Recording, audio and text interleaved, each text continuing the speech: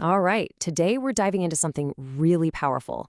It's about these voices that, well, they're all around us, but how often do we actually stop and listen? We're exploring a remarkable book from Pune, India, that tells these incredible stories of endurance and survival right from the streets. So the book kicks things off with this really direct challenge. We want you to put yourself in their place and think about how you would feel. I mean, wow. Right away, you know this isn't just a book you're supposed to read. It's asking you to do something, to really practice empathy. But here's the kicker, the really amazing part. It's who is asking us to do this. Get this. The authors? They're a group of ninth grade students. Yeah, you heard that right. High schoolers. They even gave themselves this awesome code name, Empathetic Humans. And what they managed to create it's just phenomenal. So here's the backstory. These are students from the I Teach RSM school in Mundhwa, Pune. And for an English project, instead of, just writing some essay, they decided to hit the streets.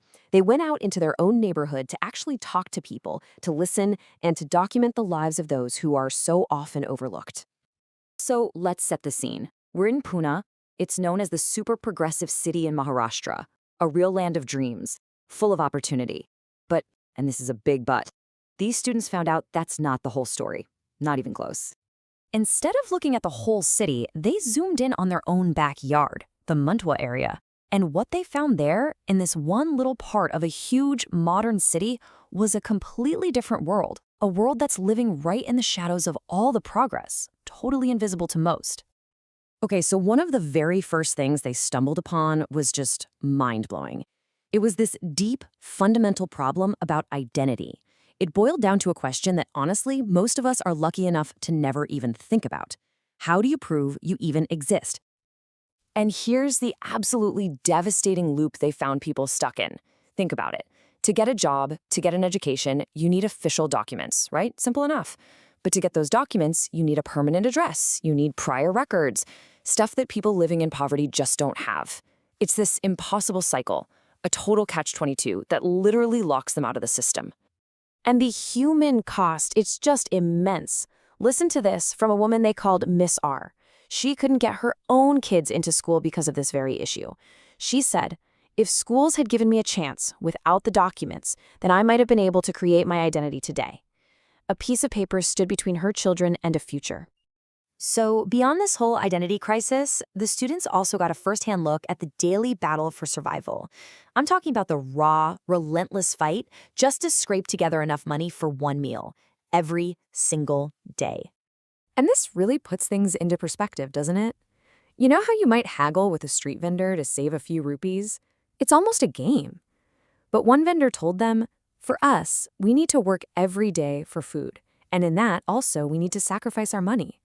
That little bit you're trying to save, that's their meal. That's a real sacrifice." Then there was Mr. D, a pani-puri seller. A guy just trying to make an honest living. But because his stall was on the footpath, the police came and took it away. For 2 or 3 days, he had nothing. No business, no money, no food. Think about that. A simple rule, it's illegal to set up your business on the footpath, ended up leaving a man hungry. But as these students listened to more and more of these stories about hunger, about shelter, about just getting by, they started to notice something else. A common thread.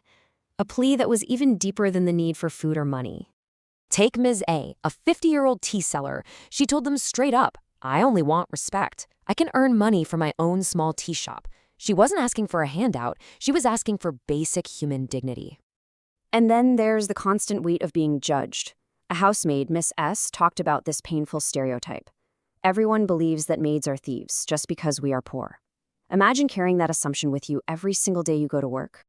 And maybe this quote from Mr. R, a homeless man who's unfairly judged, just sums it all up. He said, "This society is very selfish. I just want some respect so that I can live with dignity." Again, it's not about the money. It's about being seen as a human being.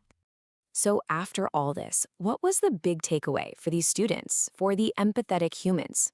It was something so simple, yet so profound. They learned that real empathy, it starts with listening, just stopping, asking a question, and then actually, truly hearing the answer. And you have to imagine, this was a huge step outside their comfort zone. A lot of that credit goes to their teacher and mentor, Mr. Aman Gupta.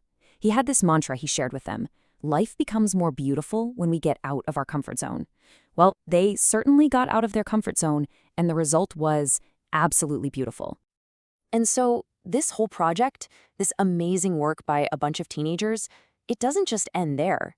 It leaves us with a challenge. It kind of forces us to look around our own communities, our own streets, and ask that same question: what voices are going unheard right here? And when are we going to start listening?